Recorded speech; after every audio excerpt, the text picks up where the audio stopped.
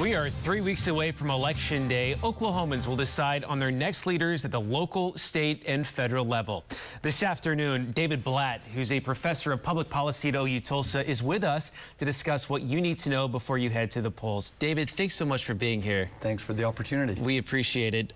First off, let's just talk about the key races in Oklahoma. What can people expect on their ballot when they go here in just a few weeks? Well, they'll see races from the governor's office and U.S. Congress all the way down to county assessor and some district judge races. I think most of the attention is going to be on some of the statewide races, which seem to be closer and more competitive than we've seen in Oklahoma for quite some time. You know, it seems like we've been hearing about the midterm elections for more than a year now.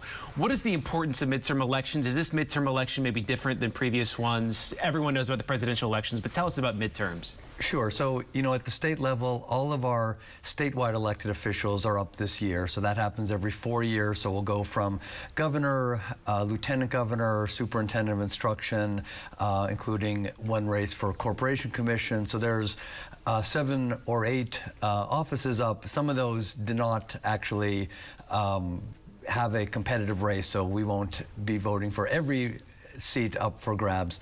But at the federal level, too, we're going to be voting for 2 U.S. senators, which is rare due to the resignation of Senator Inhofe. We'll have a race for U.S. House of Representatives. And this year in particular, the House and Senate in Congress are so close that there is really a tremendous amount of interest and huge amounts of money that are being poured into a lot of the closest races.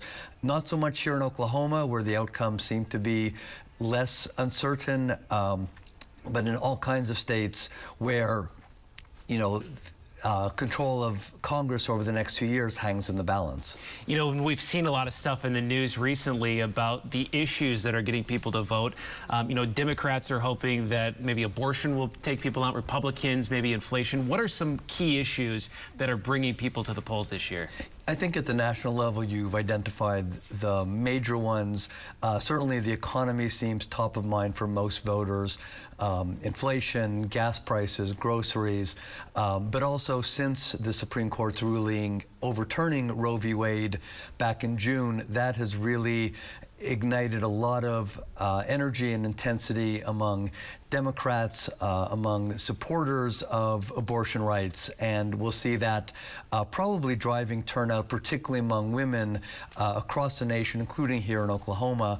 But then if you look at the state level, we're really seeing some state issues that maybe are not as important nationally having an impact. And I think probably the #1 issue shaping a couple of our state races is education, and particularly school choice, the question of vouchers, which is being pushed heavily by the Republican candidates, Kevin Stitt and Ryan Walters, and being opposed by the Democrats. Yeah, and quickly, you know, undecided voters can play a key part in this race. And let's talk about the governor's race. It seems like it's tightened recently.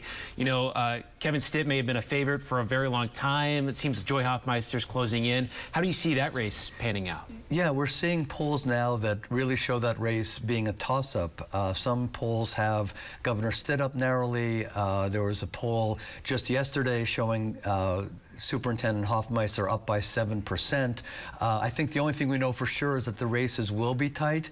And you mentioned the undecided voters. I think all the polls are showing that the percentage of voters who are undecided outnumber either candidate's lead depending on the poll. So certainly how those undecideds break over the next 3 weeks will have a major impact on who emerges victorious on November 7th. All right, David, thanks so much for being here. This was really helpful. And to learn more about the races here, thanks for being here. Thank you.